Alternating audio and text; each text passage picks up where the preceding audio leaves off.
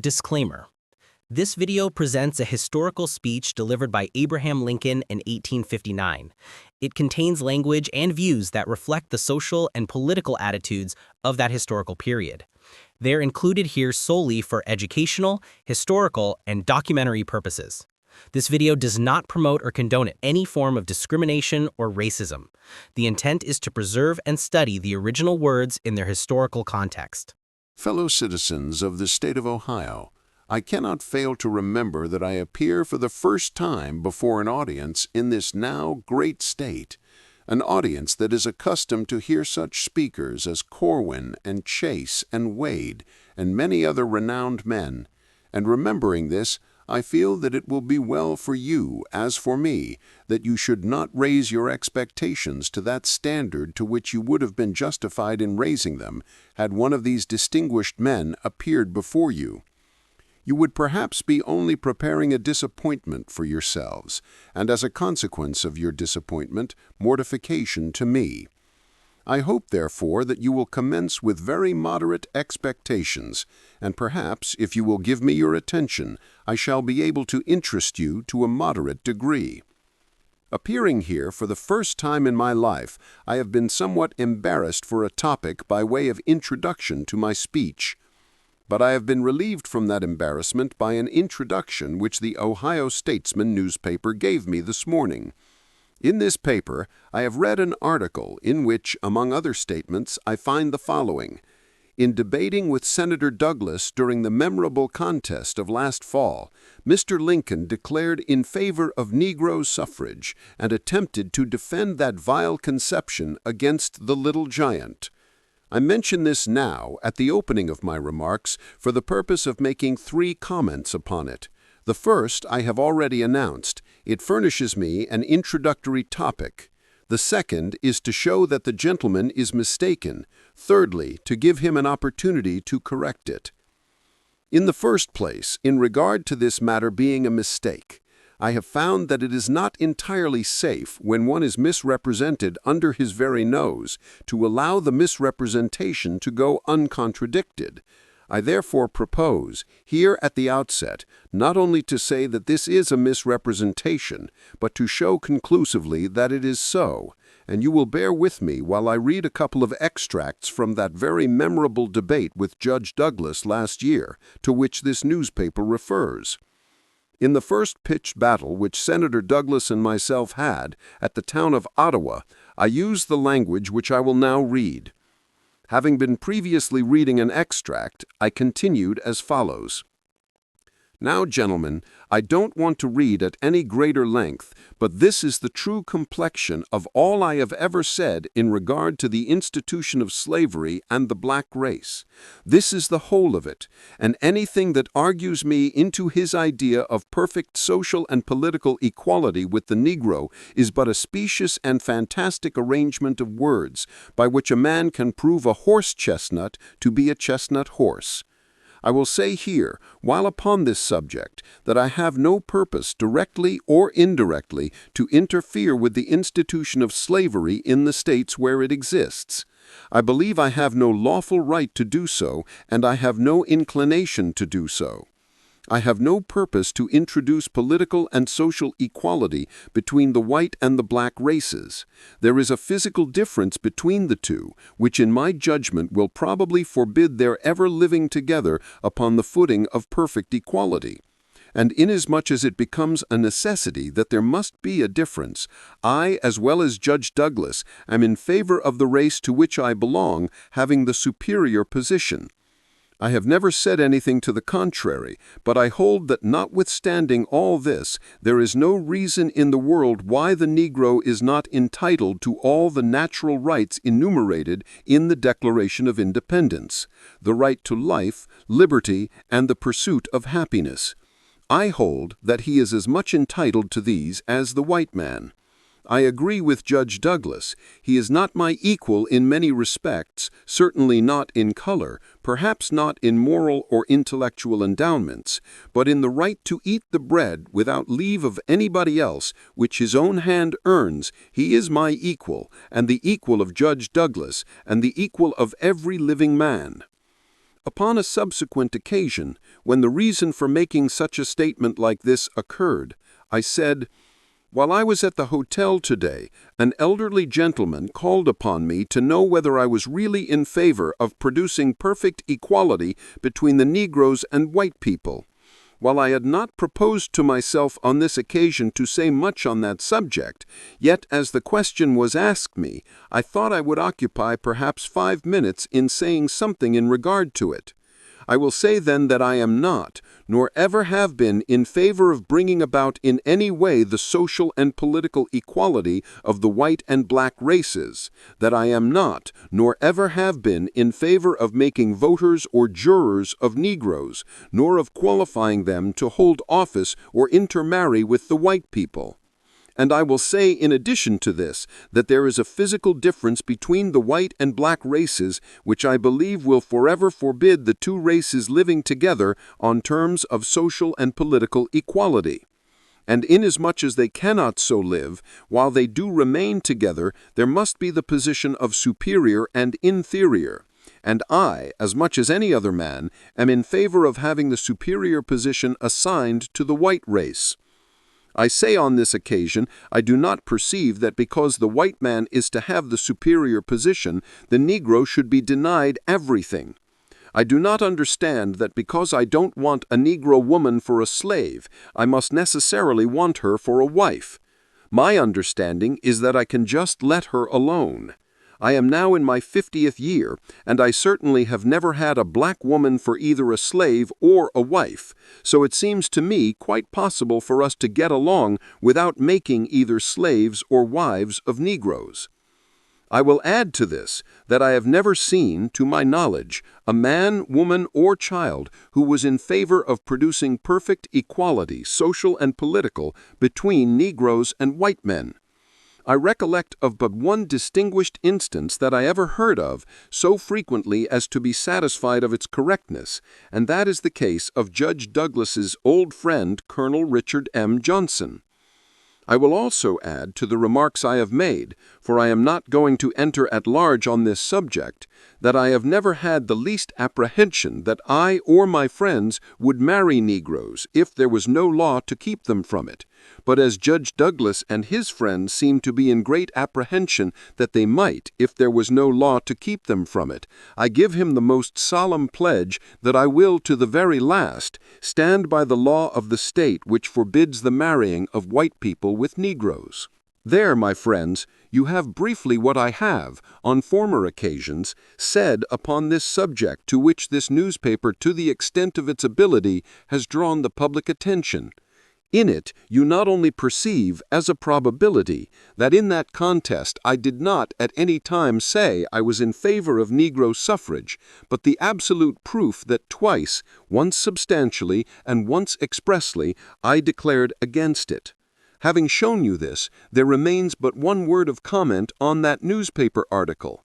It is this, that I presume the editor of that paper is an honest and truth-loving man, and that he will be greatly obliged to me for furnishing him thus early an opportunity to correct the misrepresentation he has made before it has run so long that malicious people can call him a liar. The giant himself has been here recently. I have seen a brief report of his speech. If it were otherwise unpleasant to me to introduce the subject of the Negro as a topic for discussion, I might be somewhat relieved by the fact that he dealt exclusively in that subject while he was here. I shall, therefore, without much hesitation or diffidence, enter upon this subject. The American people, on the first day of January, 1854, found the African slave trade prohibited by a law of Congress. In a majority of the states of this Union, they found African slavery, or any other sort of slavery, prohibited by state constitutions. They also found a law existing, supposed to be valid, by which slavery was excluded from almost all the territory the United States then owned. This was the condition of the country with reference to the institution of slavery on the 1st of January, 1854. A few days after that, a bill was introduced into Congress which ran through its regular course in the two branches of the national legislature and finally passed into a law in the month of May. by which the act of Congress prohibiting slavery from going into the territories of the United States was repealed. In connection with the law itself, and, in fact, in the terms of the law, the then existing prohibition was not only repealed, but there was a declaration of a purpose on the part of Congress never thereafter to exercise any power that they might have, real or supposed, to prohibit the extension or spread of slavery. This was a very great change, for the law thus repealed was of more than 30 years' standing. Following rapidly upon the heels of this action of Congress, a decision of the Supreme Court is made, by which it is declared that Congress, if it desires to prohibit the spread of slavery into the territories, has no constitutional power to do so. Not only so, but that decision lays down principles which, if pushed to their logical conclusion, I say pushed to their logical conclusion, would decide that the constitutions of free states forbidding slavery are themselves unconstitutional. Mark me, I do not say the judges said this, and let no man say I affirm the judges used these words, but I only say it is my opinion that what they did say, if pressed to its logical conclusion, will inevitably result thus. Looking at these things, the Republican Party, as I understand its principles and policy, believes that there is great danger of the institution of slavery being spread out and extended until it is ultimately made alike lawful in all the states of this Union. So believing, to prevent that incidental and ultimate consummation is the original and chief purpose of the Republican organization. I say chief purpose of the Republican organization, for it is certainly true that if the national House shall fall into the hands of the Republicans, they will have to attend to all the other matters of national housekeeping as well as this. The chief and real purpose of the Republican Party is eminently conservative. It proposes nothing save and except to restore this government to its original tone in regard to this element of slavery, and there to maintain it, looking for no further change in reference to it than that which the original framers of the government themselves expected and looked forward to. The chief danger to this purpose of the Republican Party is not just now the revival of the African slave trade, or the passage of a congressional slave code, or the declaring of a second Dred Scott decision making slavery lawful in all the states. These are not pressing us just now. They are not quite ready yet.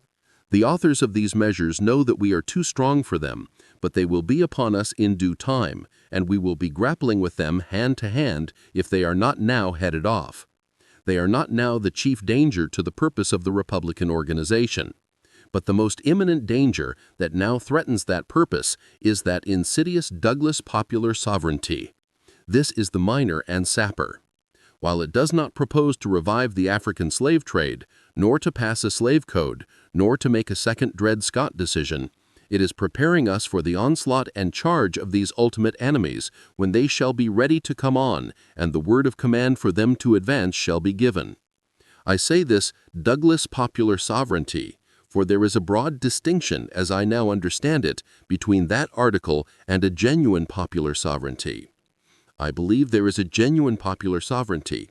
I think a definition of genuine popular sovereignty in the abstract would be about this: that each man shall do precisely as he pleases with himself and with all those things which exclusively concern him. Applied to government, this principle would be that a general government shall do all those things which pertain to it, and all the local governments shall do precisely as they please in respect to those matters which exclusively concern them. I understand that this government of the United States, under which we live, is based upon this principle, and I am misunderstood if it is supposed that I have any war to make upon that principle. Now, what is Judge Douglas's popular sovereignty? It is, as a principle, no other than that if one man chooses to make a slave of another man, neither that other man nor anybody else has a right to object. Applied in government, as he seeks to apply it, it is this: if in a new territory into which a few people are beginning to enter for the purpose of making their homes, they choose to either exclude slavery from their limits or to establish it there, however one or the other may affect the persons to be enslaved, or the infinitely greater number of persons who are afterwards to inhabit that territory, or the other members of the families of communities of which they are but an incipient member, or the general head of the family of states as parent of all, however their action may affect one or the other of these, there is no power or right to interfere. That is Douglas's popular sovereignty applied. He has a good deal of trouble with popular sovereignty. His explanations, explanatory of explanations explained, are interminable. The most lengthy, and as I suppose the most maturely considered of this long series of explanations, is his great essay in Harper's Magazine. I will not attempt to enter on any very thorough investigation of his argument as there made and presented. I will, nevertheless, occupy a good portion of your time here in drawing your attention to certain points in it. Such of you as may have read this document will have perceived that the judge early in the document quotes from two persons as belonging to the Republican Party without naming them, but who can readily be recognized as being Governor Seward of New York and myself. It is true that exactly 15 months ago this day, I believe, I for the first time expressed a sentiment on this subject, and in such a manner that it should get into print, that the public might see it beyond the circle of my hearers. And my expression of it at that time is the quotation that Judge Douglas makes. He has not made the quotation with accuracy, but justice to him requires me to say that it is sufficiently accurate to not change the sense. The sense of that quotation condensed is this, that this slavery element is a durable element of discord among us, and that we shall probably not have perfect peace in this country with it until either it masters the free principle in our government, or is so far mastered by the free principle as for the public mind to rest in the belief that it is going to its end. This sentiment, which I now express in this way, was at no great distance of time, perhaps in different language, and in connection with some collateral ideas expressed by Governor Seward. Judge Douglas has been so much annoyed by the expression of that sentiment that he has constantly, I believe, in almost all his speeches since it was uttered, been referring to it. I find he alluded to it in his speech here as well as in the copyright essay. I do not now enter on this for the purpose of making an elaborate argument to show that we were right in the expression of that sentiment. In other words, I shall not stop to say all that might properly be said upon this point, but I only ask your attention to it for the purpose of making 1 or 2 points upon it. If you will read the copyright essay, you will discover that Judge Douglas himself says a controversy between the American colonies and the government of Great Britain began on the slavery question in 1699 and continued from that time until the Revolution. And while he did not say so, we all know that it has continued with more or less violence ever since the Revolution. Then we need not appeal to history, to the declarations of the framers of the government, but we know from Judge Douglas himself that slavery began to be an element of discord among the white people of this country as far back as 1699, or 160 years ago, or 5 generations of men, counting 30 years to a generation. Now, it would seem to me that it might have occurred to Judge Douglas, or anybody who had turned his attention to these facts, that there was something in the nature of that thing, slavery, somewhat durable for mischief and discord. There is another point I desired to make in regard to this matter, before I leave it. From the adoption of the Constitution down to 1820 is the precise period of our history when we had comparative peace upon this question. The precise period of time when we came nearer to having peace about it than any other time of that entire 160 years in which he says it began, or of the 80 years of our own Constitution. Then it would be worth our while to stop and examine into the probable reason of our coming nearer to having peace then than at any other time. This was the precise period of time in which our fathers adopted, and during which they followed, a policy restricting the spread of slavery, and the whole Union was acquiescing in it. The whole country looked forward to the ultimate extinction of the institution. It was when a policy had been adopted and was prevailing which led all just and right-minded men to suppose that slavery was gradually coming to an end, and that they might be quiet about it, watching it as it expired. I think Judge Douglas might have perceived that too, and whether he did or not, it is worth the attention of fair-minded men, here and elsewhere, to consider whether that is not the truth of the case. If he had looked at these 2 facts, that this matter has been an element of discord for 160 years among this people, and that the only comparative peace we have had about it was when that policy prevailed in this government, which he now wars upon, he might then perhaps have been brought to a more just appreciation of what I said 15 months ago, that a house divided against itself cannot stand. I believe that this government cannot endure permanently, half slave and half free. I do not expect the house to fall, I do not expect the Union to dissolve, but I do expect it will cease to be divided. It will become all one thing or all the other. Either the opponents of slavery will arrest the further spread of it and place it where the public mind will rest in the belief that it is in the course of ultimate extinction, or its advocates will push it forward until it shall become alike lawful in all the states, old as well as new, north as well as south. That was my sentiment at that time. In connection with it, I said, we are now far into the 5th year since a policy was inaugurated with the avowed object and confident promise of putting an end to slavery agitation. Under the operation of the policy, that agitation has not only not ceased, but has constantly augmented. I now say to you here that we are advanced still farther into the 6th year since that policy of Judge Douglas, that popular sovereignty of his, for quieting the slavery question was made the national policy. 15 months more have been added since I uttered that sentiment, and I call upon you and all other right-minded men to say whether that 15 months have belied or corroborated my words.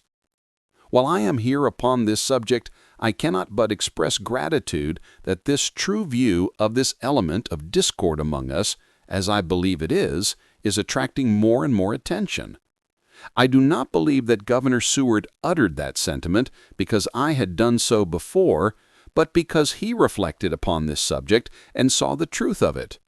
Nor do I believe because Governor Seward or I uttered it that Mr. Hickman of Pennsylvania, in different language since that time, has declared his belief in the utter antagonism which exists between the principles of liberty and slavery.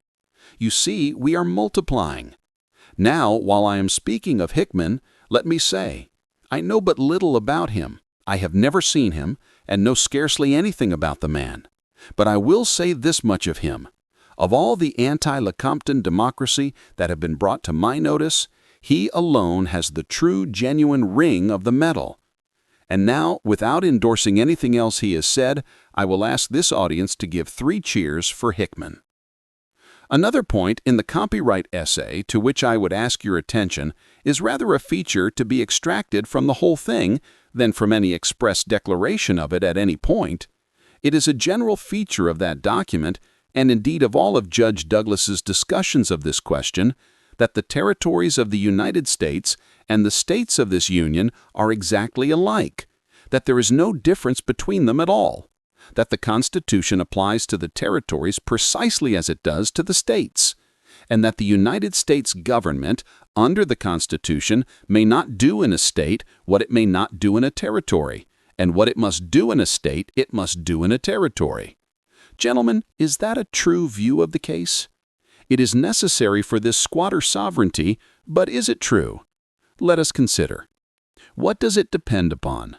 It depends altogether upon the proposition that the states must, without the interference of the general government, do all those things that pertain exclusively to themselves, that are local in their nature, that have no connection with the general government. After Judge Douglas has established this proposition, which nobody disputes or ever has disputed, he proceeds to assume, without proving it, that slavery is one of those little unimportant trivial matters which are of just about as much consequence as the question would be to me whether my neighbor should raise horned cattle or plant tobacco, that there is no moral question about it, but that it is altogether a matter of dollars and cents, that when a new territory is opened for settlement, the first man who goes into it may plant there a thing which, like the Canada thistle or some other of those pests of the soil, cannot be dug out by the millions of men who will come thereafter. that it is one of those little things that is so trivial in its nature that it has no effect on anybody save the few men who first plant upon the soil, that it is not a thing which in any way affects the family of communities composing these states, nor any way endangers the general government. Judge Douglas ignores altogether the very well-known fact that we have never had a serious menace to our political existence except it sprang from this thing which he chooses to regard as only on a par with onions and potatoes. Turn it and consider it in another view. He says that according to his popular sovereignty, the general government may give to the territories governors, judges, marshals, secretaries, and all the other chief men to govern them, but they must not touch upon this other question. Why? The question of who shall be governor of a territory for a year or two and pass away, without his track being left upon the soil or an act that he did for good or for evil being left behind, is a question of vast national magnitude. It is so much opposed in its nature to locality that the nation itself must decide it. While this other matter of planting slavery upon a soil, a thing which once planted cannot be eradicated by the succeeding millions who have as much right there as the first comers, or if eradicated, not without infinite difficulty and a long struggle, he considers the power to prohibit it as one of these little local trivial things that the nation ought not to say a word about, that it affects nobody save the few men who are there. Take these two things and consider them together. Present the question of planting a state with the institution of slavery by the side of a question who shall be governor of Kansas for a year or two. And is there a man here, is there a man on earth who would not say the governor question is the little one and the slavery question is the great one?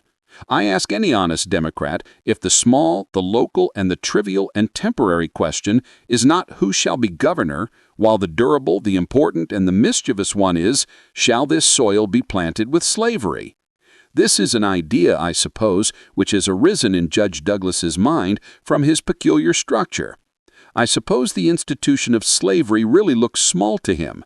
He is so put up by nature that a lash upon his back would hurt him, but a lash upon anybody else's back does not hurt him. That is the build of the man, and consequently he looks upon the matter of slavery in this unimportant light. Judge Douglas ought to remember, when he is endeavoring to force this policy upon the American people, that while he is put up in that way, a good many are not. He ought to remember that there was once in this country a man by the name of Thomas Jefferson, supposed to be a Democrat, a man whose principles and policy are not very prevalent amongst Democrats today, it is true, but that man did not take exactly this view of the insignificance of the element of slavery which our friend Judge Douglas does. In contemplation of this thing, we all know he was led to exclaim, "I tremble for my country when I remember that God is just." We know how he looked at it when he thus expressed himself. There was danger to this country, danger of the avenging justice of God in that little unimportant popular sovereignty question of Judge Douglas. He supposed there was a question of God's eternal justice wrapped up in the enslaving of any race of men or any man, and that those who did so braved the arm of Jehovah. That when a nation thus dared the Almighty, every friend of that nation had cause to dread his wrath. Choose ye between Jefferson and Douglas as to what is the true view of this element among us. There is another little difficulty about this matter of treating the territories and states alike in all things, to which I ask your attention, and I shall leave this branch of the case. If there is no difference between them, why not make the territory states at once? What is the reason that Kansas was not fit to come into the Union when it was organized into a territory in Judge Douglas's view? Can any of you tell any reason why it should not have come into the Union at once? They are fit, as he thinks, to decide upon the slavery question, the largest and most important with which they could possibly deal. What could they do by coming into the Union that they are not fit to do, according to his view, by staying out of it? Oh, they are not fit to sit in Congress and decide on the rates of postage, or questions of ad valorem or specific duties on foreign goods, or live oak timber contracts. They are not fit to decide these vastly important matters which are national in their import, but they are fit, from the jump, to decide this little Negro question. But, gentlemen, the case is too plain. I occupy too much time on this head, and I pass on. Near the close of the copyright essay, the judge, I think, comes very near kicking his own fat into the fire. I did not think, when I commenced these remarks, that I would read that article, but I now believe I will. This exposition of the history of these measures shows conclusively that the authors of the compromise measures of 1850 and of the Kansas-Nebraska Act of 1854, as well as the members of the Continental Congress of 1774 and the founders of our system of government subsequent to the Revolution, regarded the people of the territories and colonies as political communities which were entitled to a free and exclusive power of legislation in their provisional legislatures, where their representation could alone be preserved in all cases of taxation and internal polity. When the judge saw that putting in the word slavery would contradict his own history, he put in what he knew would pass synonymous with it: internal polity. Whenever we find that, in one of his speeches, the substitute is used in this manner, and I can tell you the reason. It would be too bald a contradiction to say slavery, but internal polity is a general phrase which would pass in some quarters and which he hopes will pass with the reading community for the same thing. This right pertains to the people collectively as a law-abiding and peaceful community, and not in the isolated individuals who may wander upon the public domain in violation of law. It can only be exercised where there are inhabitants sufficient to constitute a government and capable of performing its various functions and duties, a fact to be ascertained and determined by, who do you think? Judge Douglas says, by Congress. Whether the number shall be fixed to 10, 15, or 20,000 inhabitants does not affect the principle. Now, I have only a few comments to make. Popular sovereignty, by his own words, does not pertain to the few persons who wander upon the public domain in violation of law. We have his words for that. When it does pertain to them is when they are sufficient to be formed into an organized political community, and he fixes the minimum for that at 10,000 and the maximum at 20,000. Now I would like to know, what is to be done with the 9,000? Are they all to be treated until they are large enough to be organized into a political community as wanderers upon the public land in violation of law? And if so treated and driven out, at what point of time would there ever be 10,000? If they were not driven out but remained there as trespassers upon the public land in violation of the law, can they establish slavery there? No! The judge says popular sovereignty don't pertain to them then. Can they exclude it then? No! Popular sovereignty don't pertain to them then. I would like to know, in the case covered by the essay, what condition the people of the territory are in before they reach the number of 10,000. But the main point I wish to ask attention to is that the question as to when they shall have reached a sufficient number to be formed into a regular organized community is to be decided by Congress. Judge Douglas says so. Well, gentlemen, that is about all we want. No, that is all the Southerners want. That is what all those who are for slavery want. They do not want Congress to prohibit slavery from coming into the new territories, and they do not want popular sovereignty to hinder it. And as Congress is to say when they are ready to be organized, all that the South has to do is to get Congress to hold off. Let Congress hold off until they are ready to be admitted as a state, and the South has all it wants in taking slavery into and planting it in all the territories that we now have or hereafter may have. In a word, the whole thing, at a dash of the pen, is at last put in the power of Congress. For if they do not have this popular sovereignty until Congress organizes them, I ask if it at last does not come from Congress. If at last it amounts to anything at all, Congress gives it to them. I submit this rather for your reflection than for comment. After all that is said, at last, by a dash of the pen, everything that has gone before is undone, and he puts the whole question under the control of Congress. After fighting through more than 3 hours, if you undertake to read it, he at last places the whole matter under the control of that power which he has been contending against, and arrives at a result directly contrary to what he had been laboring to do.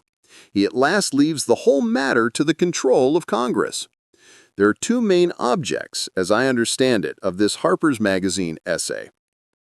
One was to show, if possible, that the men of our revolutionary times were in favor of his popular sovereignty, and the other was to show that the Dred Scott decision had not entirely squelched out this popular sovereignty. I do not propose, in regard to this argument drawn from the history of former times, to enter into a detailed examination of the historical statements he has made. I have the impression that they are inaccurate in many instances, sometimes in positive statement, but very much more inaccurate by the suppression of statements that really belong to the history. But I do not propose to affirm that this is so to any very great extent, or to enter into a very minute examination of his historical statements. I avoid doing so upon this principle, that if it were important for me to pass out of this lot in the least period of time possible, and I came to that fence, and saw by a calculation of my known strength and agility that I could clear it at a bound, it would be folly for me to stop and consider whether I could crawl through a crack. So I say of the whole history contained in his essay, where he endeavored to link the men of the Revolution to popular sovereignty. It only requires an effort to leap out of it, a single bound to be entirely successful. If you read it over, you will find that he quotes here and there from documents of the revolutionary times, tending to show that the people of the colonies were desirous of regulating their own concerns in their own way, that the British government should not interfere, that at one time they struggled with the British government to be permitted to exclude the African slave trade, if not directly, to be permitted to exclude it indirectly, by taxation sufficient to discourage and destroy it. From these and many things of this sort, Judge Douglas argues that they, in favor of the people of our own territories, excluding slavery if they wanted to, or planting it there if they wanted to, doing just as they pleased from the time they settled on the territory. Now, however his history may apply, and whatever of his argument there may be that is sound and accurate, or unsound and inaccurate, if we can find out what these men did themselves do upon this very question of slavery in the territories, does it not end the whole thing? If after all this labor and effort to show that the men of the Revolution were in favor of his popular sovereignty and his mode of dealing with slavery in the territories, we can show that these very men took hold of that subject and dealt with it, we can see for ourselves how they dealt with it. It is not a matter of argument or inference, but we know what they thought about it. It is precisely upon that part of the history of the country that one important omission is made by Judge Douglas. He selects parts of the history of the United States on the subject of slavery and treats it as the whole, omitting from his historical sketch the legislation of Congress in regard to the admission of Missouri, by which the Missouri Compromise was established and slavery excluded from a country half as large as the present United States.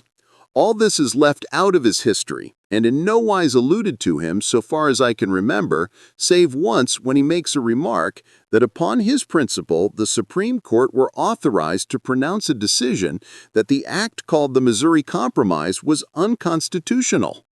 All that history has been left out. But this part of the history of the country was not made by the men of the Revolution. There was another part of our political history, made by the very men who were the actors in the Revolution, which has taken the name of the Ordinance of '87. Let me bring that history to your attention. In 1784, I believe, this same Mr. Jefferson drew up an ordinance for the government of the country upon which we now stand, or rather a frame or draft of an ordinance for the government of this country. Here in Ohio, our neighbors in Indiana, us who live in Illinois, our neighbors in Wisconsin and Michigan.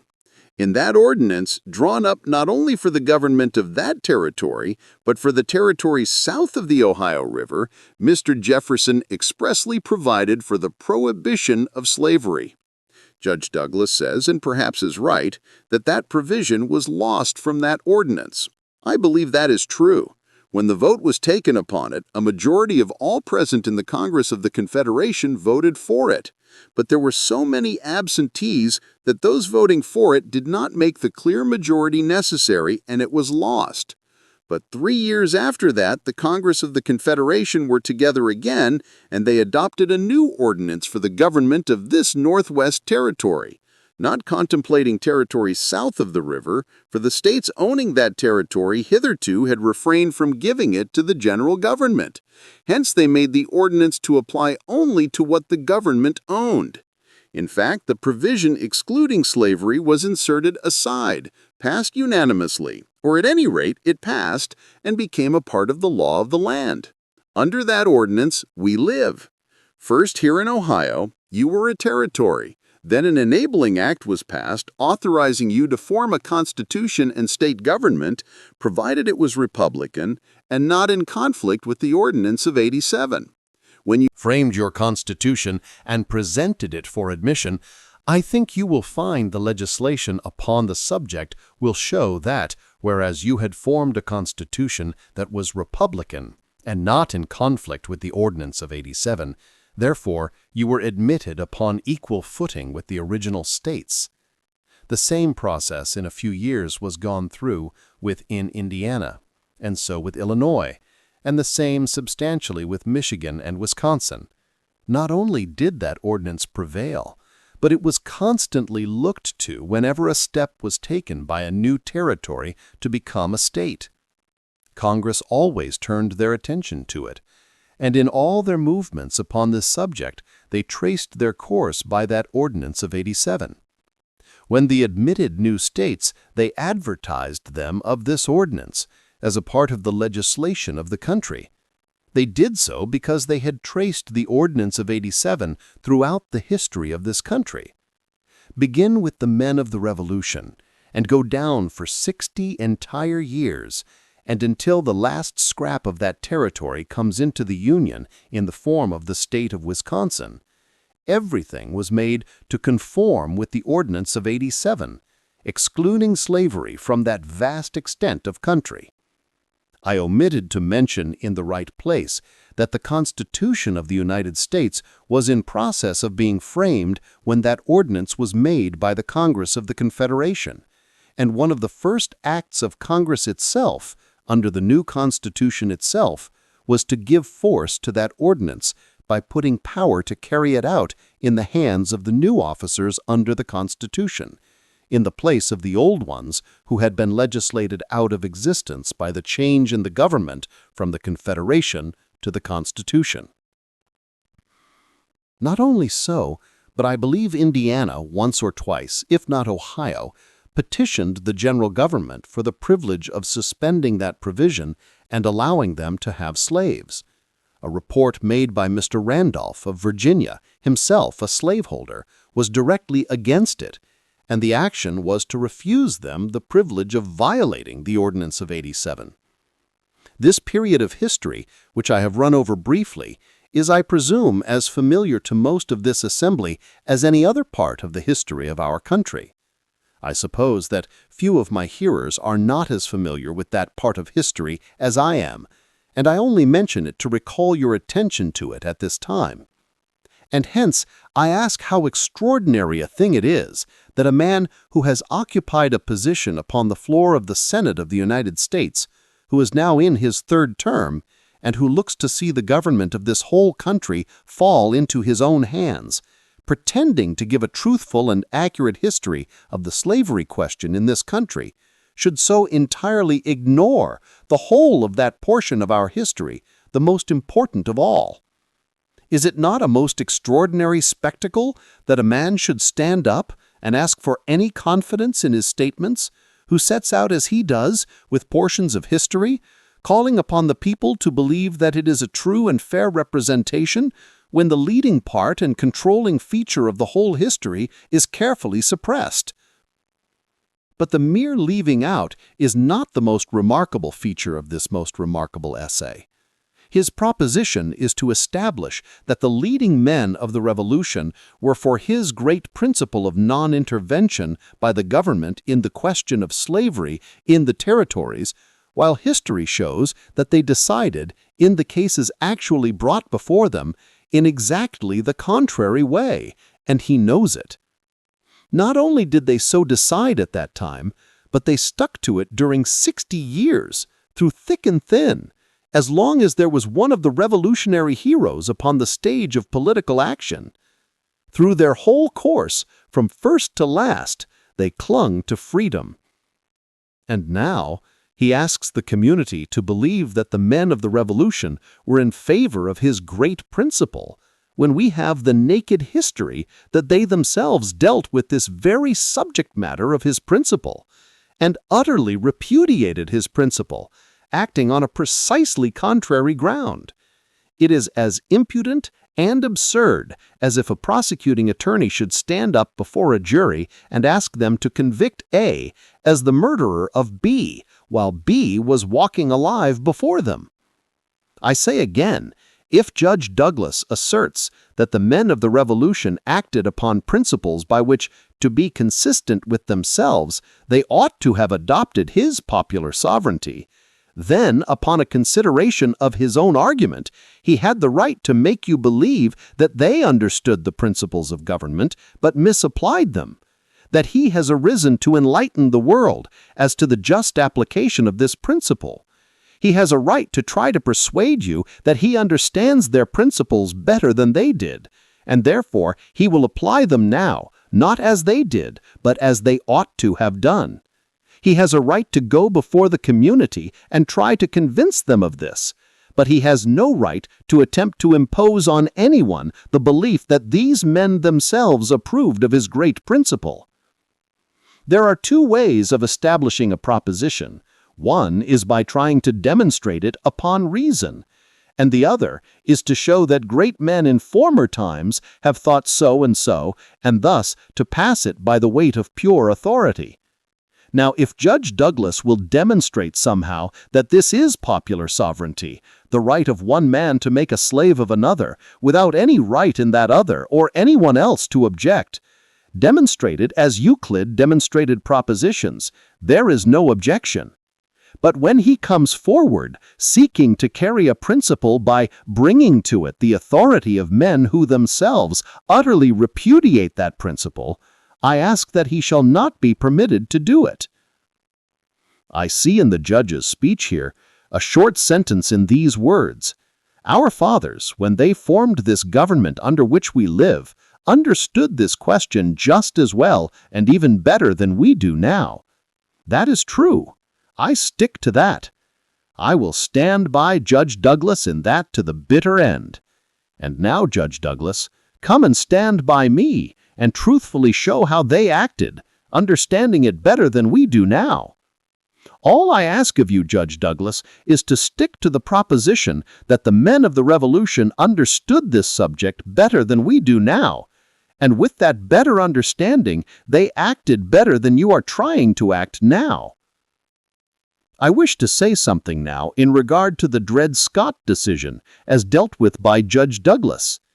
In that memorable debate between Judge Douglas and myself last year, the judge thought fit to commence a process of catechizing me, and at Freeport I answered his questions and propounded some to him. Among others propounded to him was one that I have here now. The substance, as I remember it, is: can the people of a U.S. territory, under the Dred Scott decision, in any lawful way, against the wish of any citizen of the United States, exclude slavery from its limits prior to the formation of a state constitution? He answered that they could lawfully exclude slavery from the United States territories, notwithstanding the Dred Scott decision. There was something about that answer that has probably been a trouble to the judge ever since. The Dred Scott decision expressly gives every citizen of the United States a right to carry his slaves into the United States territories. And now there was some inconsistency in saying that the decision was right, and saying, too, that the people of the territory could lawfully drive slavery out again. When all the trash, the words, the collateral matter was cleared away from it, all the chaff was fanned out of it, it was a bare absurdity. no less than that a thing may be lawfully driven away from where it has a lawful right to be. Clear it of all the verbiage, and that is the naked truth of his proposition, that a thing may be lawfully driven from the place where it has a lawful right to stay. Well, it was because the judge couldn't help seeing this that he has had so much trouble with it. And what I want to ask your special attention to, just now, is to remind you, if you have not noticed the fact, that the judge does not any longer say that the people can exclude slavery. He does not say so in the copyright essay.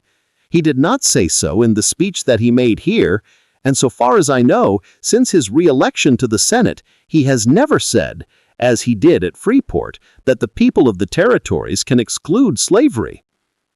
He desires that you, who wish the territories to remain free, should believe that he stands by that position, but he does not say it himself.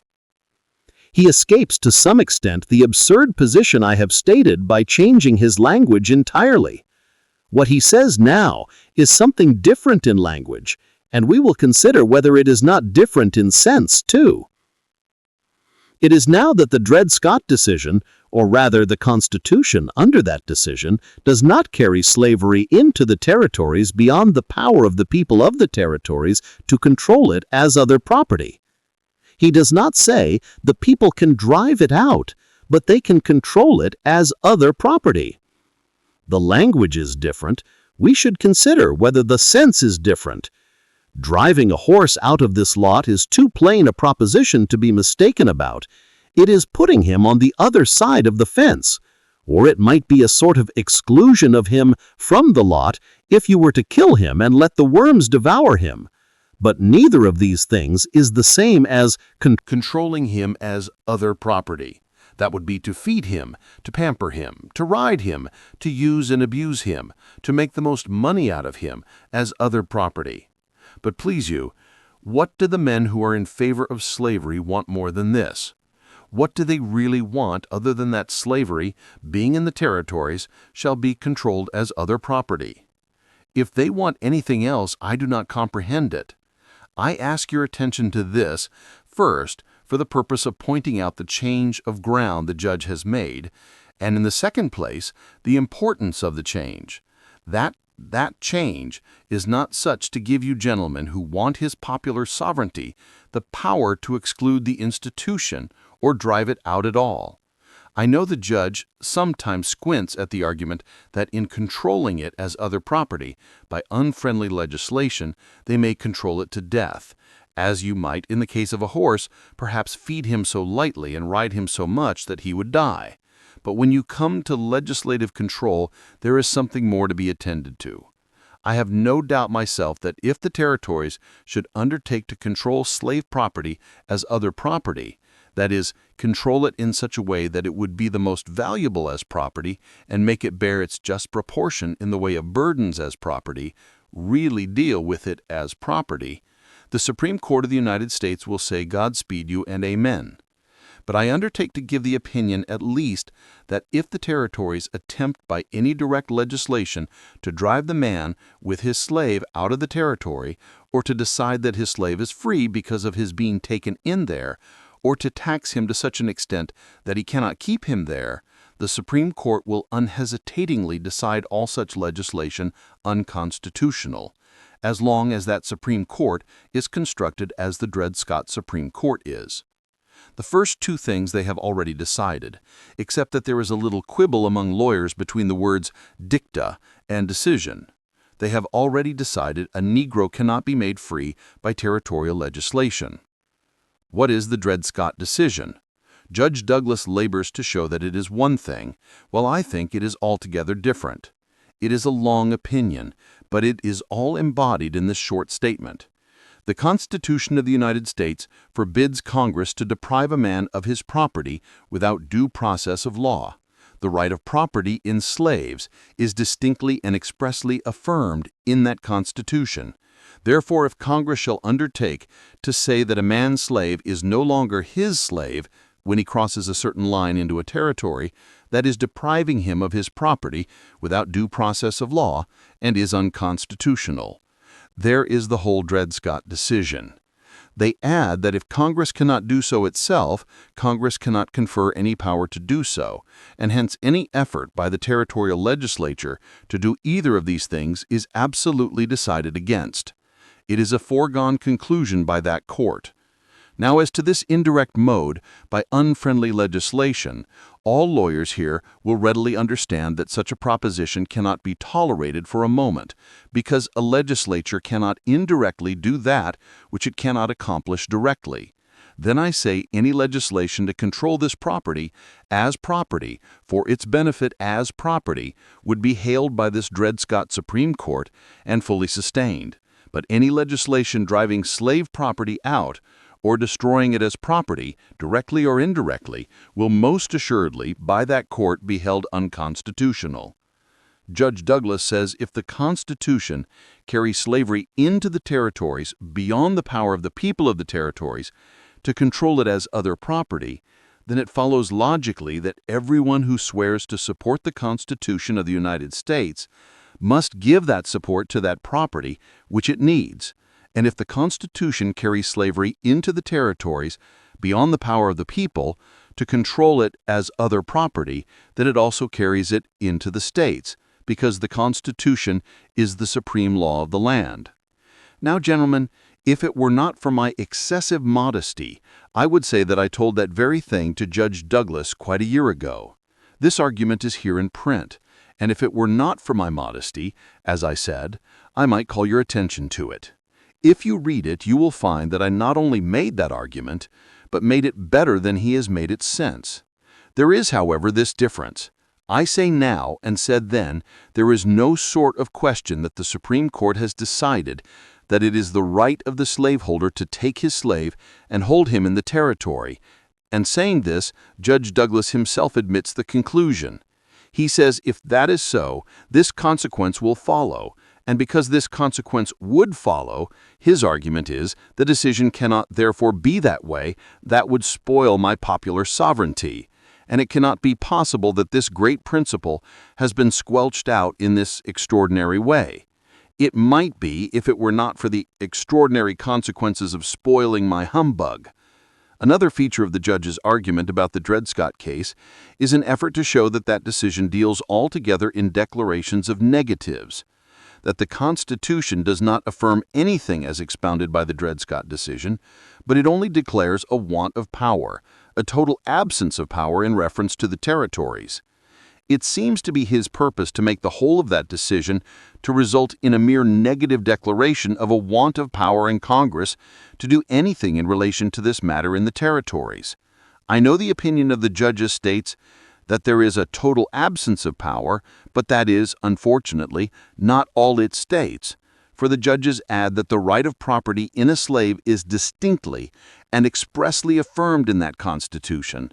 It does not stop at saying that the right of property in a slave is recognized in the Constitution, is declared to exist somewhere in the Constitution, but says it is affirmed in the Constitution.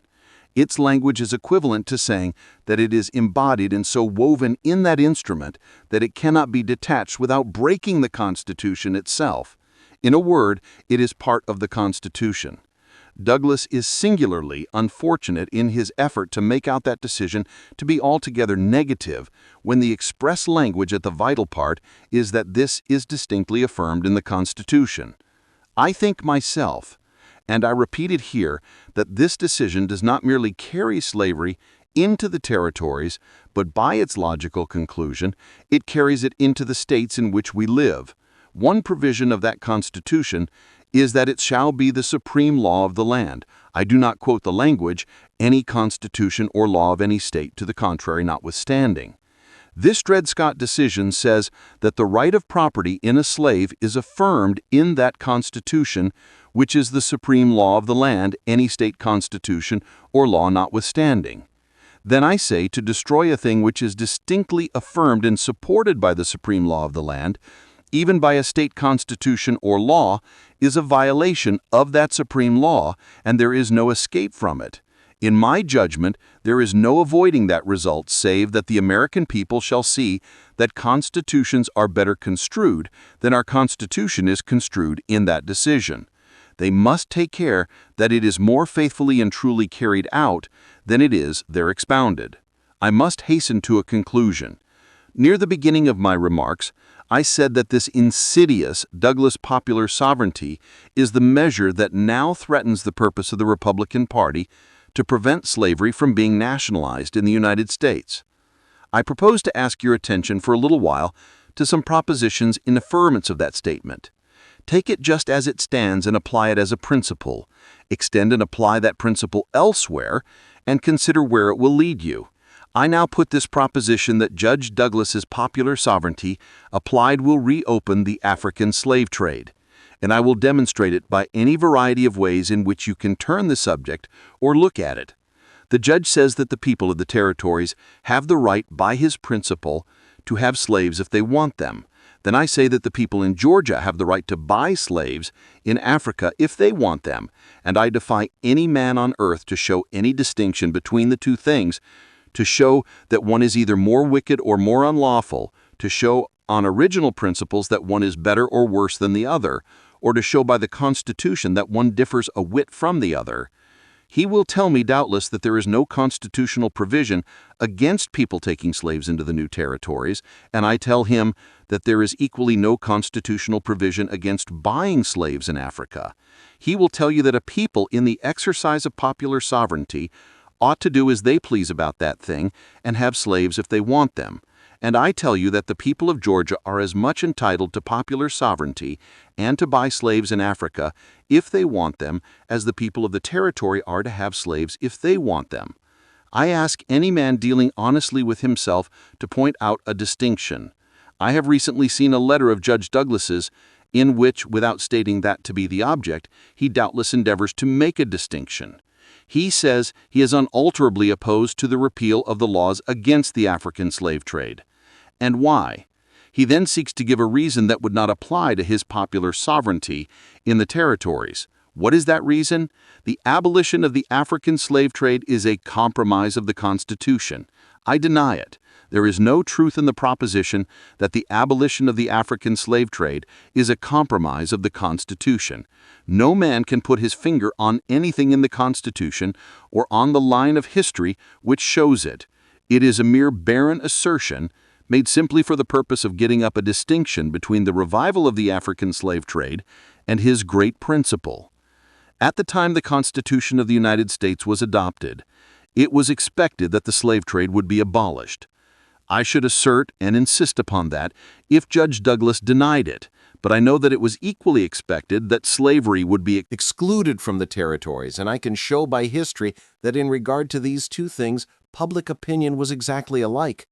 While in regard to positive action, there was more done in the Ordinance of '87 to resist the spread of slavery than was ever done to abolish the foreign slave trade. Lest I be misunderstood, I say again that at the time of the formation of the Constitution, public expectation was that the slave trade would be abolished, but no more so than the spread of slavery in the territories should be restrained. They stand alike, except that in the Ordinance of '87, there was a mark left by public opinion, showing that it was more committed against the spread of slavery in the territories than against the foreign slave trade. Compromise. What word of compromise was there about it? Why, the public sense was then in favor of the abolition of the slave trade, but there was at the time a very great commercial interest involved in it, and extensive capital in that branch of trade. There were doubtless the incipient stages of improvement in the South in the way of farming, dependent on the slave trade, and they made a proposition to Congress to abolish the trade after allowing it 20 years, a sufficient time for the capital and commerce engaged in it to be transferred to other channel. They made no provision that it should be abolished in 20 years. I do not doubt that they expected it would be, but they made no bargain about it. The public sentiment left no doubt in the minds of any that it would be done away.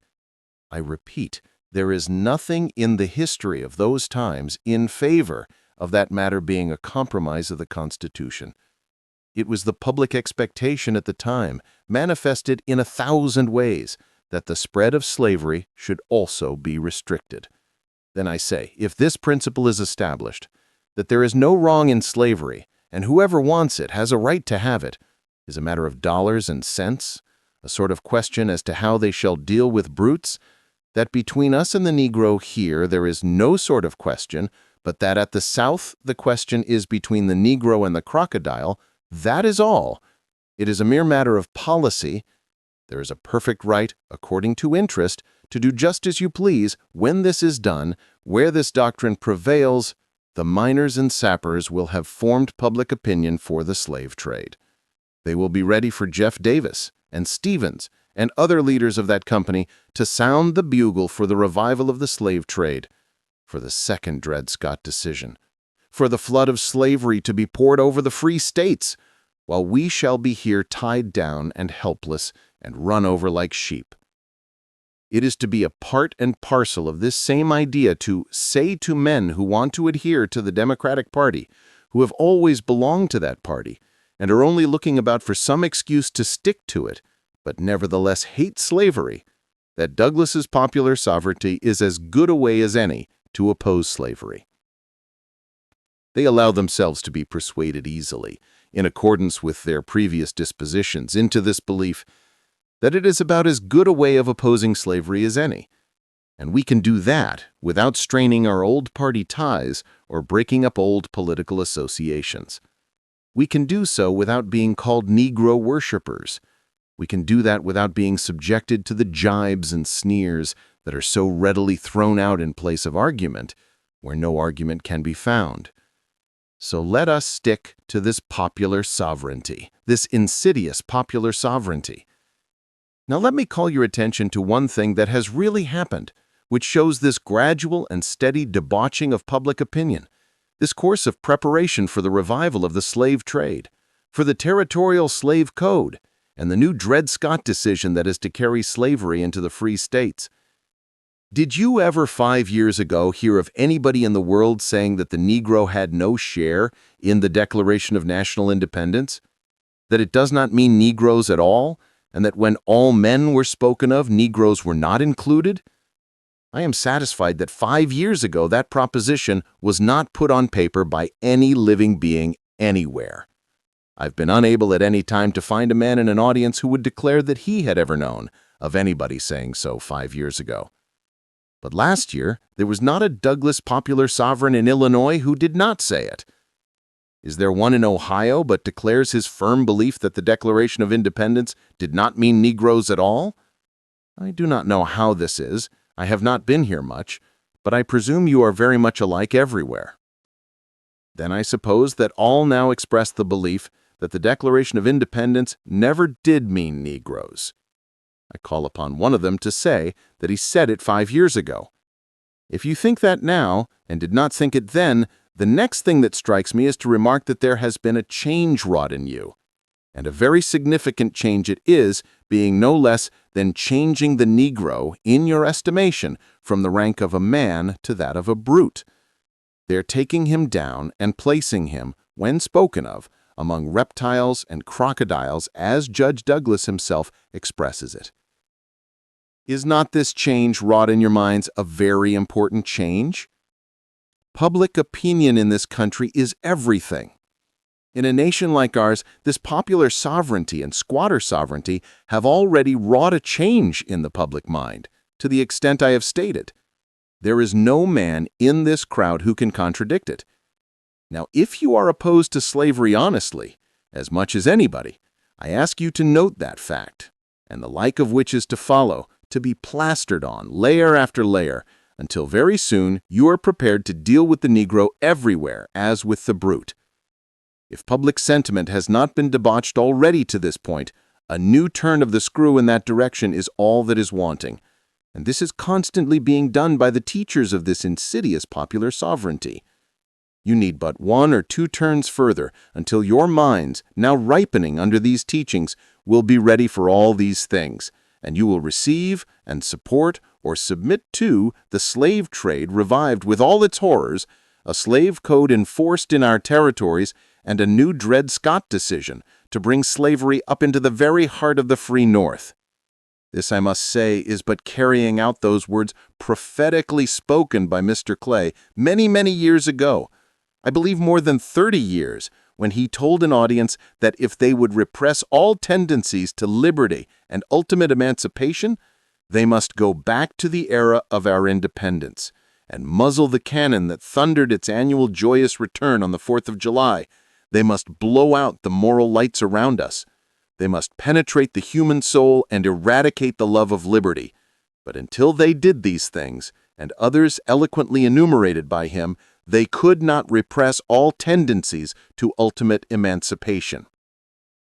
I ask attention to the fact that in a preeminent degree, these popular sovereigns are at this work, blowing out the moral lights around us, teaching that the Negro is no longer a man, but a brute, that the Declaration has nothing to do with him, that he ranks with the crocodile and the reptile, that man with body and soul is a matter of dollars and cents. I suggest to this portion of the Ohio Republicans, or Democrats if there be any present, the serious consideration of this fact that there is now going on among you a steady process of debauching public opinion on this subject. With this, my friends, I bid you adieu.